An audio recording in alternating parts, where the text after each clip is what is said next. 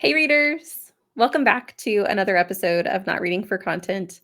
We are so happy to have you with us today. Unfortunately, it will not be for our final episode or our final discussion of the posthumous memoirs of Cubas because we did make the decision last week to DNF. So we can't discuss the ending because we don't know how it ends and we don't care. So instead, we did decide to bring you guys some of our translated recommendations, as well as some translations that we are really looking forward to.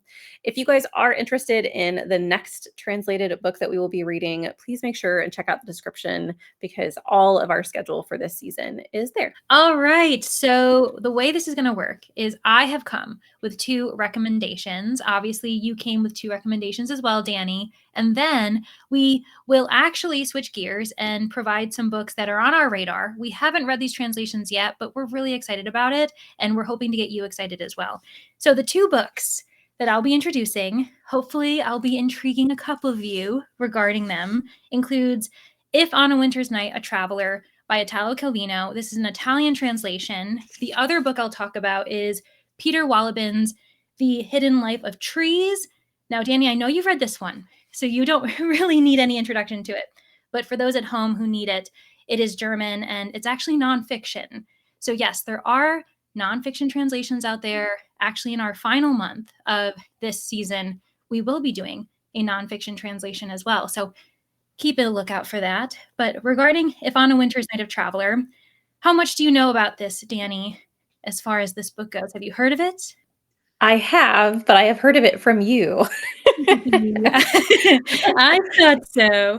So yes, basically I have gushed about this book for quite some time. Since I've read it, I've been meaning to reread it. And what's so exciting about it is not only is it an Italian translation by a really well-known, at this point, classic Italian author, Italo Calvino, but the formatting is what is most intriguing to me. It is probably one of the best examples of a biblio story. So one that is focused around the novel, the writer, the experience of the reader, and it ends up opening in the second person POV. So it is saying you, the reader, are a main character, and what you have just done is returned home from the bookstore with Italo Calvino's new novel, If on a Winter's Night, a Traveler. Relax, concentrate, dispel every other thought. Let the world around you fade. And it is just this exciting moment of embracing what it is to be a reader. However, what makes this extra interesting is at one point as you're reading, you realize that the story is unfinished. There has been maybe a publication error, something has happened where the finished work isn't in your edition. And so now you've got to go off on an adventure to finally find the ending to the story that you've been sucked into. And you end up starting so many other stories in the process, and it goes in this back and forth. It's very meta and surreal, but I remember loving it so much. And I think it's because it was one of the first experiences I had where the you form was used, and it was used artfully. And now, as you know, Danny, we really enjoy the uniqueness of that form. And so we kind of seek it out at this point. So when we find it, it's like, what a treat. So if people are looking for that, wanting a taste, and also just love stories within stories, If on a Winter's Night, a Traveler, I recommend that. But then I also have this nonfiction, which Danny also knows because she's read it.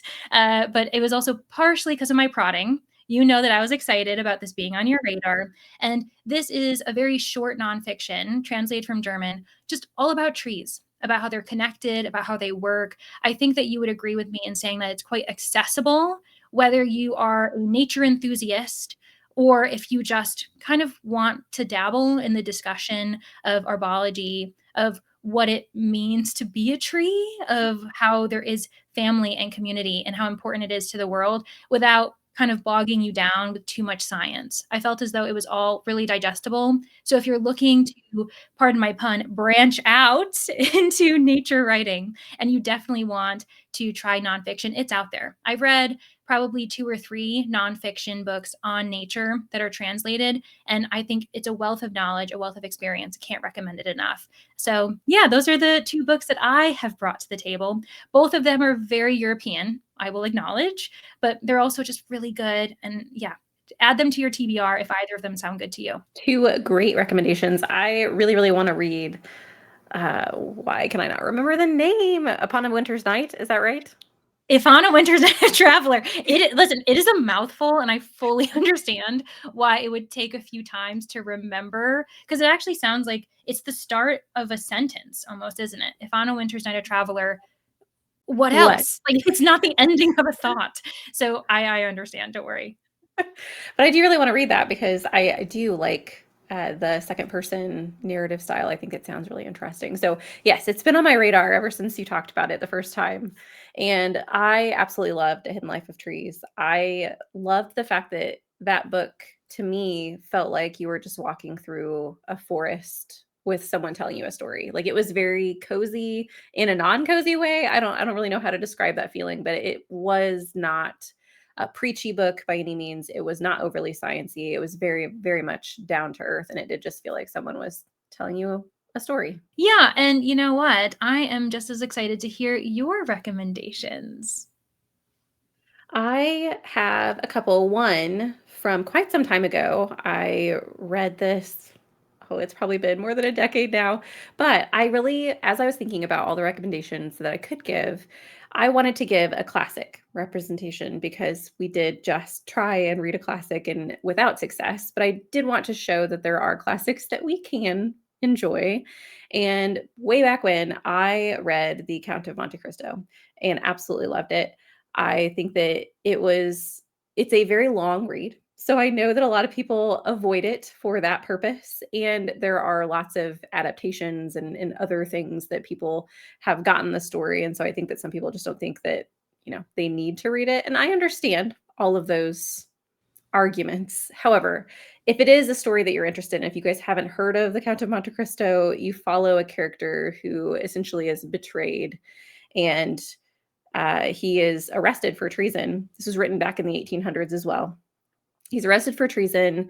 He is not guilty, and he is put into a really horrible prison.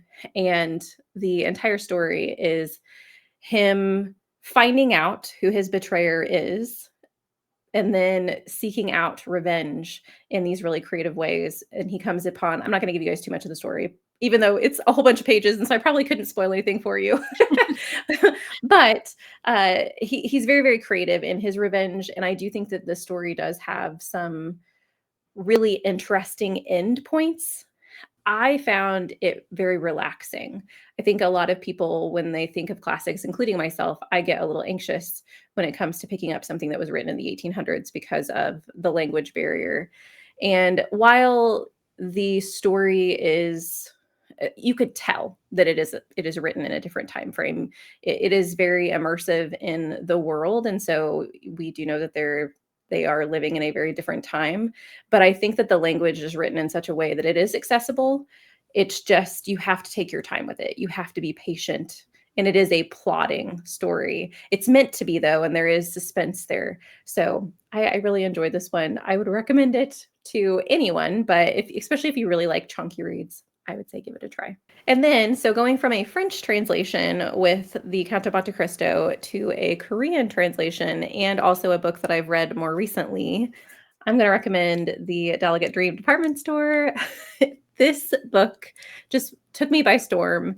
And I knew that I was going to like it, or I thought I was going to like it, but I just absolutely fell in love with this. And so if you guys haven't heard of it, this follows a main character whose name I'm not going to remember, but the point is she goes to work at the Dallergut Dream Department Store, which is an actual retail store that sells dreams to everyone, including dogs and cats and children and adults. It's an amazing place, and you get to hear about all the different levels of the Dallergut Dream Department Store. And while it is very whimsical, there are these like furry monsters that chase people who end up showing up to the store naked because sometimes people sleep naked. So there's like some whimsy in there as well. You also have these really serious topics about how dreams can help us heal from our trauma. And it's a very thoughtful story. It's very short. It's this cute little book. I just love it. And there is a sequel coming up. So if you guys fall in love with it like I did, you have even more to look forward to. So those are my two recommendations. I think that they're very, very different. One of them is very, very modern. And then you have a classic. So I think that there's a lot of variety in our recommendations today. Yeah, I was actually going to not react to the difference between a classic and a modern, but the size, the fact that you also have a very chunky classic and a very short modern work. And I will, raise my hand and admit that I'm intimidated by the Count of Monte Cristo, mainly because of the length, not necessarily because of when it was written, but oh my gosh, I need to get over that hurdle. But with the Dallergut Dream Department Store, ever since you read that book, it has been on my mind to read. I really want to read it. And so, I mean, you've already sold me on it. The question is, did any of our listeners be sold? And I'm sure they did, because it sounds amazing. Well, now that we've given you all something or some books that maybe you're excited by, we need to talk about the books that we're excited by. So, Leandra, what are some anticipated translations that you have on your list? Well, one of them is Fantastic Night. This is by Stefan Zweig. I ended up picking this up randomly at an independent bookstore just because I wanted to support them. And I did get attracted by the kind of classic cover. I just kind of like the simplicity of it. And this is a classic work. It is translated from German, and I believe that it was probably written in the early 20th century, especially because he died in the 1940s. So this is what the back of the book says. I alone know that I am only just beginning to live. He is distinguished, rich, a member of fashionable society, utterly bored. But over the course of one fantastic night, a young baron becomes a thief, unashamed, and awakes to life for the first time. This collection is full of tales of infinite passions, of intense encounters that transform lives, a knock on a door that forces a whole community to take flight, a doomed attempt to save a soul poisoned by addiction, a love soured into awful cruelty of longing and liberation. They are the gripping work of a master storyteller, unmatched and completely unforgettable. I believe this is a short story collection, but maybe one that wraps up all together. It just sounds really interesting to me, maybe something I should read slowly and appreciate, as I go. The other book that has been, I feel like, hitting BookTube community specifically by storm, even though it has been out for, I think, a couple years, at least in translation form, is I Who Have Never Known Men by Jacqueline Hartman. It has another very simple, beautiful cover, to be honest. I really like the simplicity of this one. And I believe this one may be like sci-fi dystopian. And this is what the back says. Deep underground, 39 women live imprisoned in a cage. Watched over by guards, the women have no memory of how they got there, no notion of time, and only a vague recollection of their lives before. As the burn of electric light merges day into night and numberless years pass, a young girl, the 40th prisoner, sits alone and outcast in the corner. Soon she will show herself to be the key to the others' escape and survival in the strange world that awaits them above ground. And this is a translation from French. What about you? What are your recommendations, or not recommendations, the ones you're excited about that you are hoping to recommend in the future? The first book I have for you guys is The Gray House by Miriam Petrosian. This is translated from Russian, and it was recommended to me as a weird book. So that's why I'm excited about it. It says The Gray House is an astounding tale of how what others understand as liabilities can be leveraged into strengths. Bound to wheelchairs and dependent on prosthetic limbs, the physically disabled students living in the house are overlooked by the outsides. Not that it matters to anyone living in the house, a hulking old structure that its residents know is alive. From the corridors and crawl spaces to the classrooms and dorms, the house is full of tribes, tinctures, scared teachers, and laws, all seen and understood through the prismatic array of teenagers' eyes.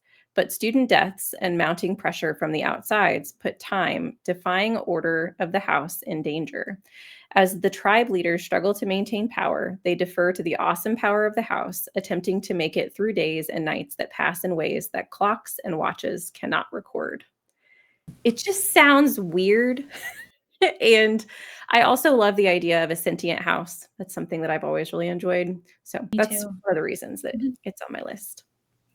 The other one is actually another Korean translation because I liked the Dallergut Dream Department Store so much. I wanted to give another Korean translation a try. So I want to read The Blood of Old Kings by Sung Il Kim. And this says it's a fantasy book about dragons, which I'm very excited about in general. There's no escaping the empire. Even in death, you will serve. In an empire run on necromancy, dead sorcerers are the lifeblood. Their corpses are wrapped in chains and drained of magic to feed the unquenchable hunger for imperial conquest. Born with magic, Arian has become resigned to her dark fate. But when a voice of a long dead sorcerer begins to speak inside her head, she listens. There may be another future for her if she's willing to fight for it. I mean, necromancers, dragons, sign me up. That does sound really interesting and just very you. It does sound like it's right up your alley. Both books do.